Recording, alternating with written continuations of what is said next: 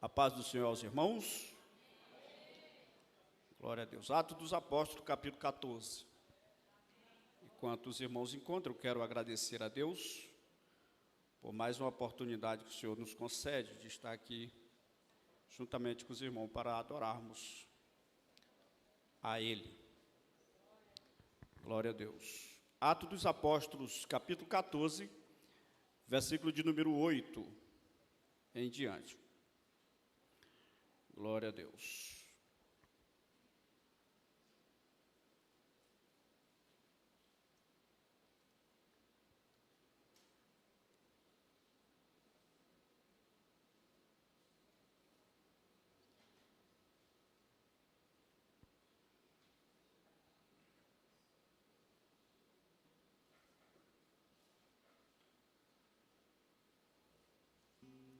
Os irmãos encontraram? Amém? Diz assim: em Listra costumava estar sentado certo homem aleijado, paralítico desde o seu nascimento, o qual jamais pudera andar. Esse homem ouviu falar Paulo, que fixando nele os olhos, e vendo que possuía fé para ser curado, disse-lhe em alta voz: apruma-te direito sobre os pés. Ele saltou e andava. Quando as multidões viram o que Paulo fizera, gritaram em língua licaônica, dizendo: os deuses em forma de homem baixaram até nós. E Barnabé chamavam Júpiter e a Paulo Mercúrio, porque era este o principal portador da palavra. O sacerdote de Júpiter, cujo templo estava em frente da cidade, trazendo para junto das portas touros e grinaldas, queria sacrificar juntamente com as multidões. Porém, ouvindo isto, os apóstolos Barnabé e Paulo, rasgando as suas vestes, saltaram para o meio da multidão, clamando: senhores, por que fazeis isto? Nós também somos homens como vós, sujeitos aos mesmos sentimentos, e vos anunciamos o evangelho para que destas coisas vãs vos convertais ao Deus vivo, que fez o céu e a terra, o mar e tudo o que há nele, o que nas gerações passadas permitiu que todos os povos andassem nos seus próprios caminhos, contudo não se deixou ficar sem testemunho de si mesmo, fazendo o bem, dando-vos do céu chuva e estações frutíferas, enchendo o vosso coração de fartura e de alegria. Amém. Glória a Deus. Amados, nessa oportunidade eu quero falar sobre o desafio na vida missionária de Paulo, ou na chamada missionária do apóstolo Paulo. A gente percebe em Atos capítulo 13, onde ele é escolhido, claro, pelo Espírito Santo, para uma obra que o próprio Deus tinha separado para esses homens. Nos primeiros dias de missões dele, eles foram para Chipre. Quando chegaram lá, tiveram que enfrentar um desafio ao ganhar uma autoridade da cidade. Logo no momento que aquele homem começava a brotar a sua fé, um homem mágico, encantador, chamado de Bar Jesus, ele atrapalhava o serviço missionário de Paulo. Paulo evangelizava e ele ia por trás e convencia aquele que Paulo tinha evangelizado a desistir da fé. Ou seja, ele mistificava a fé dos seus convertidos. Então Paulo, como sempre a gente conhece, era um homem de uma intrepidez interessante. Chamamos hoje de pavio curto, no bom sentido. Era um homem que tinha intrepidez quando se encontrava em um momento meio crucial com relação ao evangelho que ele pregava. Ele foi lá onde esse homem e chamou esse homem no particular, imagino, e disse assim: olha, filho do diabo, dono de todo engano, atrapalhador da obra de Deus. É uma milética boa, né? Hoje já é evangelizado, né? Uma milética boa, rapaz. Para você saber que eu sou missionário e eu prego a palavra de Deus, a mão de Deus é sobre ti e tu vai ficar cego. E logo naquele momento ele fica cego. Só que depois, Paulo sai daquela cidade e vai para Prisídia. Lá onde ele começa a evangelizar nas sinagogas. As sinagogas eram o lugar de Paulo discutir as escrituras com os judeus. E lá vários judeus se converteram. Só que quando se converteram os judeus, os outros que não se converteram se levantaram. E começaram a perseguir Paulo. E Paulo então, um dia à noite, ele estava bem no seu descanso quando ele soube que esses homens, inimigos da fé, estavam tramando um apedrejamento a ele. Ou seja, para pegar ele e matá-lo. Paulo então foge com Barnabé. Aqui há um pensamento, uma interpretação crucial. Paulo não tinha medo de ser apedrejado. Ele não tinha medo de ser apanhado, ou nem até mesmo de morrer. Mas esse apedrejamento não ia dar lucro algum. Essas briguinhas religiosas, briguinha de macho alfa, vamos se dizer assim, Paulo não perdia tempo com isso. Então ele sai de lá e deixa lá o evangelho pregado. Porque para Paulo não fazia diferença se ele ficasse na cidade ou que saía, só que por onde ele passava, ele deixava Jesus plantado e Jesus não saía mais, né? Então, existem pessoas que passam na cidade, a pessoa diz, ó, por aqui passou fulano de tal, ficou o nome dele, e Paulo não estava nem aí. Eu posso sair da cidade e ser expulso, mas Jesus ficando tá bom. Aleluia. Então, o evangelho que Paulo pregava, era esse evangelho, e ele sai. E é um dia ele chega em Icônio, aqui ele começa a pregar, mais uma perseguição se levanta contra ele. Aí ele sai junto com Barnabé para Listra, e aqui um dia ele chega, ele percebe ali naquela cidade, alguns dizem que esse homem, ele chega lá em Chipre, em Listra, estava pregando em um púlpito, ou em um lugar alto, e outros dizem que ele estava fazendo um evangelismo pessoal. E esse homem ouve a pregação de Paulo. E Paulo então pregando a palavra, levando as boas novas, simples. Ele não precisou inventar nada, mistificar nada. Aquele homem começou a receber aquela palavra. E a pregação começou a fazer efeito dentro do seu coração. E Paulo olhando, quando Paulo olhou para ele, ele conheceu. E percebeu e viu a fé que foi gerado dentro dele pela palavra de Deus. Ele não inventou nada. E hoje, irmãos, é tanto malabarismo, é uma zoada doida. Alguém foi curado, pronto, agora o cara é Deus, virou princesa, virou príncipe. Agora, o evangelho que Paulo pregava não fazia popstar, fazia servo de Jesus Cristo. Aleluia. Então ele, quando olha naquela cidade, depois da pregação, ele percebe o homem aleijado desde o seu nascimento. E aqui nós vemos o primeiro desafio nessa cidade. Ele não invita esse homem. Ele não faz como o sacerdote e o levita. Ele não passa por longe, ele encara. Para você que quer ser missionário, ou os missionários que estão no campo, tem que aprender que o serviço missionário está pautado naqueles que precisa.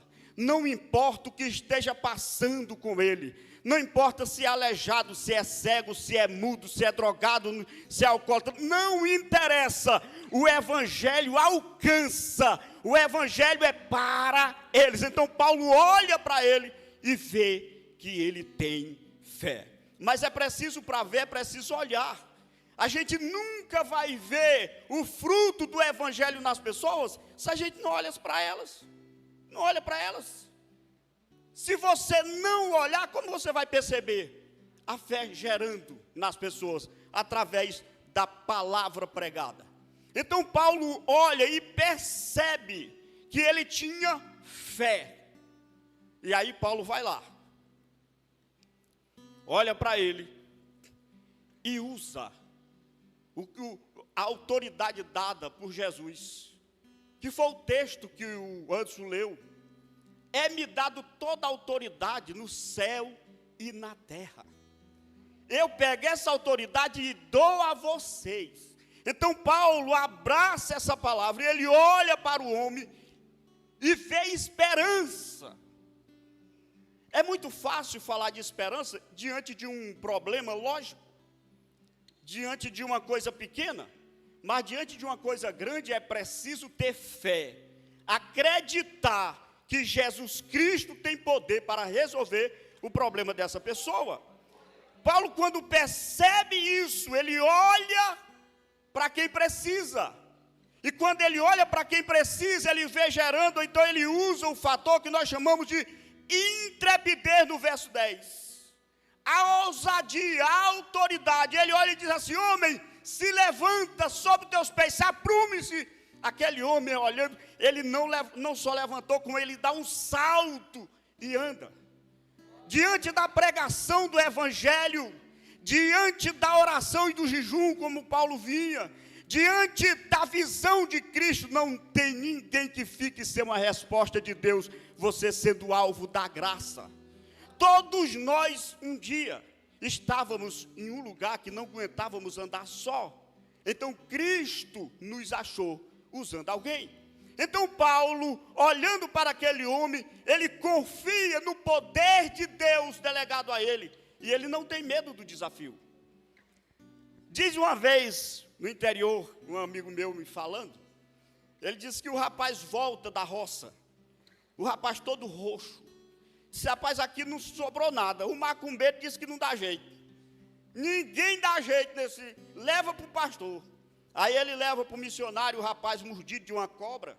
Aí ele disse assim: missionário, é o seguinte, nós trouxemos o rapaz, e é só você que pode orar, porque nós já levamos em todo lugar, nada. Resolve, o missionário disse: ele é mordido de quê? De cobra. Qual a cobra? Ele cascavel. Aí ele disse: aí o negócio é sério.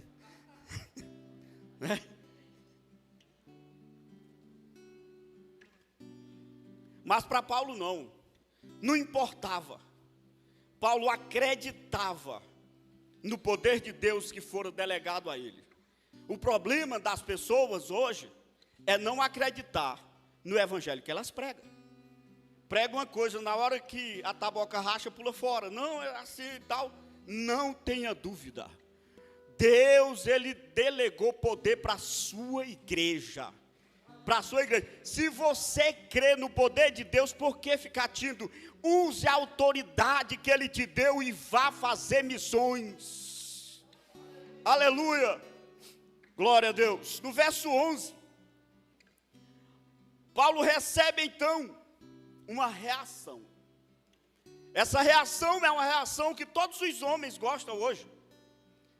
A reação das pessoas ao milagre. Essa cidade ficou pronta para manifestar a sua cultura a favor de Paulo. Mas como eles queriam? Eles queriam fazer de Paulo o seu Deus. Essa cidade, ela tinha uma história por trás da sua criação. Então essa tendência de idolatrar estava na sua própria formação. Paulo, ele tinha inteligência. Quando ele percebe que ele ia ser objeto de adoração, ele rejeita. Só que isso custa um preço. Quando a gente percebe hoje, eu não vou para longe não, eu vou para o nosso Brasil. Se fosse hoje, Paulo ia vender lenço com suor. Paulo, ele ia colocar água na televisão. Ora aí que bebe a água, que você vai ser curado. Ia vender pedra do Jordão. Aliás, a cultura é a meu favor. A cultura se manifestou a meu favor. É uma porta aberta. Agora nós vamos fazer missões tranquilo, sem precisar nem da igreja de Antioquia. Porque os ouro e as grinaldas dos sacerdotes de Júpiter e de Mercúrio já tinha. E eles disseram: Júpiter e Mercúrio se manifestou em Paulo, agora nós temos o nosso próprio Deus. E nós temos que ter cuidado. Porque a gente vê cada coisa no meio evangélico, que as pessoas tem algumas pessoas que o Espírito Santo tem que pedir perdão para elas. Parece que elas são muito altas, os aplausos. Para Paulo, isso não valia nada.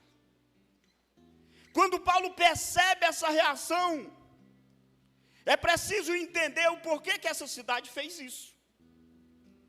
A mitologia grega diz o seguinte, que na época remota existia uma história que Júpiter tinha visitado essa cidade, Listra.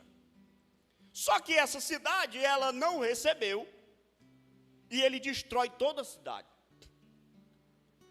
Eles ficaram desesperados, um pouquinho que ficou, e disseram, por que nós fomos destruídos? Aí Mercúrio desce, que é Hermes, que é o portador da palavra, e diz assim, olha, Zeus desceu aqui, que é Júpiter, e vocês não a receberam.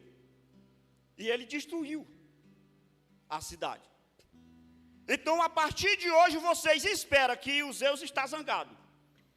Ele não vai voltar enquanto vocês não fazerem por onde ele voltar. Ou eles fizeram construir o templo, arrumaram o sacerdote e colocaram no meio da cidade. Anos e anos, clamando por Zeus e por Hermes, e nada acontece. Na outra vertente diz que um ancião que morava na cidade recebeu um jovem. O jovem ficou por vários meses lá, sem eles a conhecerem. De repente, um dia, o jovem vai embora. Chega em casa, cadê o jovem? O jovem saiu, e saíram nas ruas de Listra, procurando ele. Aí alguém falou e disse assim, não, era Zeus. Só que ele veio na forma de um jovem. E vocês não receberam. E ele foi embora.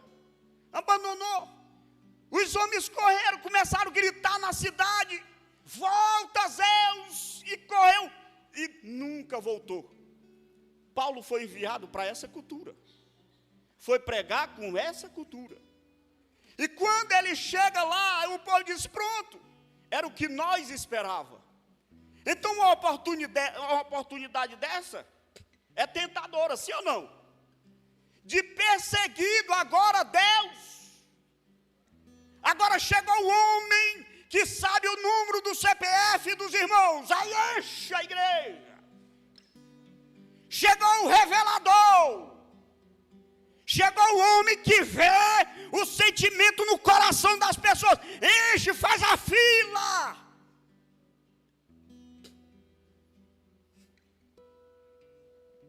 Amém?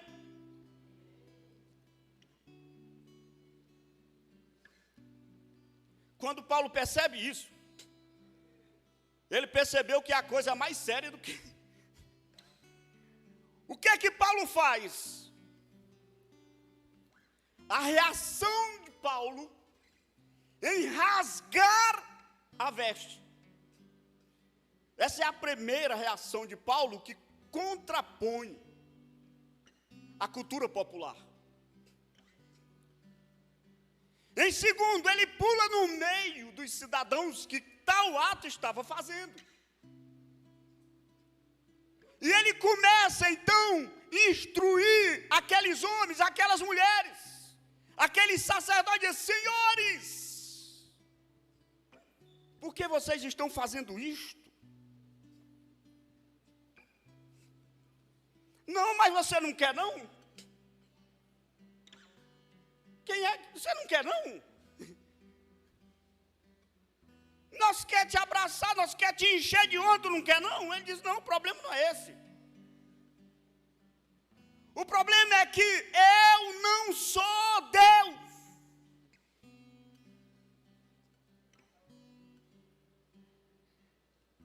Quando Paulo falou isso, eu imagino, perdeu a graça. Perdeu a graça. O mundo hoje não está assim. Quando a pessoa vai pregar o evangelho cristocêntrico, perdeu a graça. A falar que Jesus cura, perdeu a graça. Falar que Jesus tira do alcoolismo, perdeu a graça. Pregar o evangelho cristocêntrico, Jesus no centro, o evangelho que perdeu a graça. Tem que inventar malabarismo, tem que trazer um popstar, tem que fazer, perdeu a graça. Paulo, quando viu que isso ia acontecer, ele disse, nós somos igual a vocês. É o maior desafio de nós cristãos, é termos a consciência que somos igual às pessoas que não fazem parte daqui.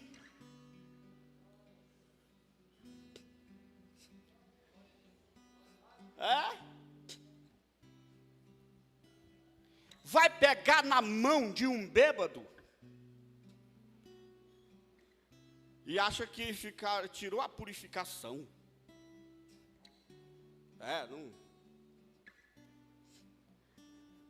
É onde a separação se transforma em indiferença. Paulo pula no meio, para provar a realidade da sua humanidade. E o que Paulo queria ensinar? Paulo estava dizendo, o evangelho de Cristo não forma deuses. Não é porque você orou e alguém foi curado, que você se transforma melhor do que os outros. O grande não é você, o grande é quem escolheu você. Hoje está difícil. A pessoa não pode orar por um doente e o doente fica bom, não quer mais trabalhar? Né? É porque minha agenda agora aumentou. Por quê? Porque eu fui no Pará. Isso aí é para lá longe, que ninguém vê, né? Agora eu sou outra pessoa, porque eu orei por uma pessoa e a pessoa foi curada. A gente tem que ter cuidado com isso. E por causa disso, alguns irmãos missionários estão angustiados. Porque eles pregam e nada acontece. E as pessoas não criam isso, criam aquilo, criam um movimento, criam aquilo. E ele fica insistindo, dizendo, ninguém me vê, mas eu quero dizer, missionário, onde você estiver, pregue a palavra de Deus. Que o resultado vem. Pode ser do jeito que você não esperava, mas do jeito que Deus esperava, vai acontecer.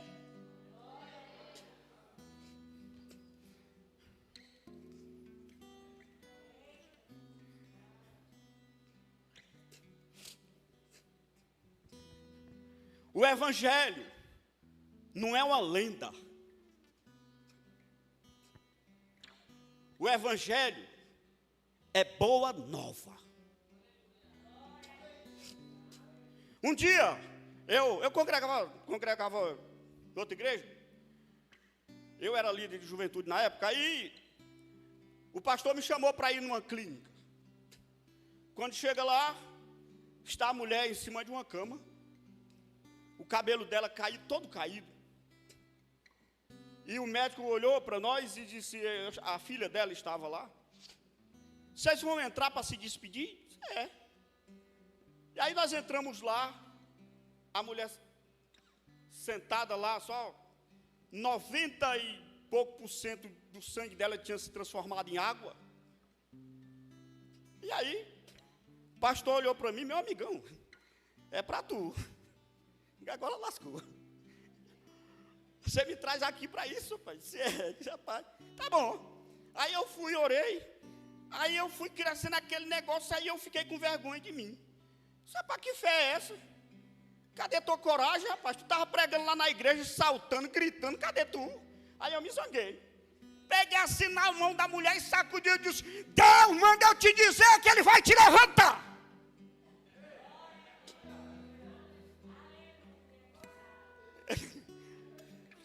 Irmão, se tivesse um lugar para mim voar daquele hospital, eu tinha voado. Mas eu saí, aí o pastor olhou e aí disse, como é que está? Eu digo, não sei. Vim embora. Quando uma semana depois eu estava na igreja, aí eu estava sentado no púlpito e chegou uma moça lá na frente, cadê um jovem, tem um jovem daqui dessa igreja, que foi lá no hospital, você tinha até me esquecido. Quando chegou lá, a mulher entrou, com um pano amarrado na cabeça. Aí o pastor disse, irmão, e a mulher, Deus curou a mulher ali. Eu disse, aleluia, glória a Jesus. Aí quando ela chegou lá e disse, meu filho, e começou a me abraçar, aquele negócio de irmã, foi Deus que lhe curou, não foi eu. Aí ela afastou assim para trás. Você é estranho, né, irmão? Eu não quero ser, eu não sou endeusado, eu sou igual a senhora. Talvez a minha fé é pior do que a da senhora. Deus lhe curou porque Ele lhe ama, porque Ele lhe ama, porque Ele lhe ama, porque Ele lhe ama.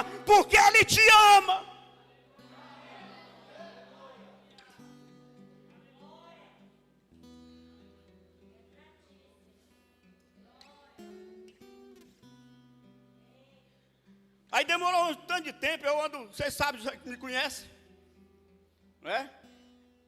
Eu sou um velho, mas sou um velho assim, gosto de andar atualizado, né? Aí eu cheguei lá no lugar que essa pessoa trabalha, eu nem tinha visto ela. Ela chegou e disse, meu Deus, o pregador está aqui. Eu disse, o que foi, mãe? Aí ela olhou assim para mim e disse, é o senhor mesmo? Disse, é eu. Porque, não, eu pensei que você andava de terno o dia todo. Disse, as pessoas são tendenciosas à idolatria a homens. Aí quando eu cheguei, irmã, eu não sou Deus, pare com essas coisas. Quem lhe curou foi Jesus, por amor a você. Aí a mulher ficou assim, disse, você é estranho, né, irmão? Eu disse, irmão, eu não quero idolatria. É isso que a senhora disse que é estranho? Não, e depois Jesus lhe abençoe. Aí ficou assim, mas está curado até hoje. Quem me conhece sabe, mais de 17 anos que eu sirvo a Cristo, eu nunca botei número na testa dizendo, eu sou, irmão, registra isso aqui. Cadê a caneta? Cadê a máquina de fotografia? Cadê? Aí pronto, vai pregar, não fala mais do evangelho. Deus fez isso ali, acolá. Para de onda, que é idolatria. A igreja não é o teu lugar. Aqui é lugar de Cristo ser honrado. E pronto. Ora. Estou zangado não, eu sou assim mesmo. Então Paulo ensinou àquela sociedade que pregar a palavra de Deus e ser usado por Deus não é ser deuses, é ser servo. Deus pode usar você, mas tenha consciência, você continua servo. Não importa o tamanho do milagre, o que importa é quem fez o milagre. Essa consciência é o evangelho cristocêntrico, que o mundo precisa conhecer. Essa cidade, ela não estava com falta de religião. Que é religião? Cultura bonita. Eu fui ler essa história, bonita a história de Zeus, de Hermes, é muito bonito. Essa cidade estava precisando, era de Jesus. Irmão, eu vou enviar um missionário para a cidade tal, mas não vou, lá tem muita religião. Se não tem Jesus, está precisando de missionário, sim. Mas a cultura de lá já tem um dono. Que dono? O dono do planeta Terra é Deus.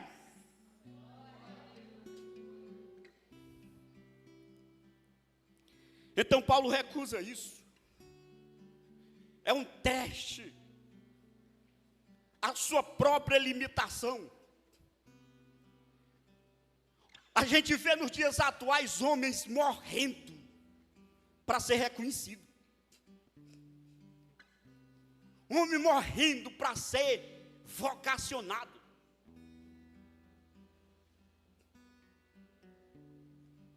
O evangelho, ele produz humildade.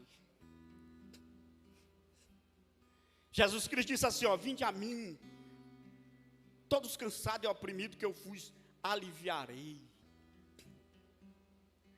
Venha aprender de mim, que eu sou manso e humilde de coração. Que Jesus estava dizendo, eu sou humilde de verdade. Eu não sou humilde só para se mostrar, não. Sou humilde de verdade. E para isso vocês têm que se aproximar de mim para ter esse espírito de verdade. Bajulação, todo mundo bajula. Elogiar bajulando, todo mundo faz. Agora de mim não. Vocês vão falar pouco, mas vai falar bem. Aleluia. Paulo, ele dá a razão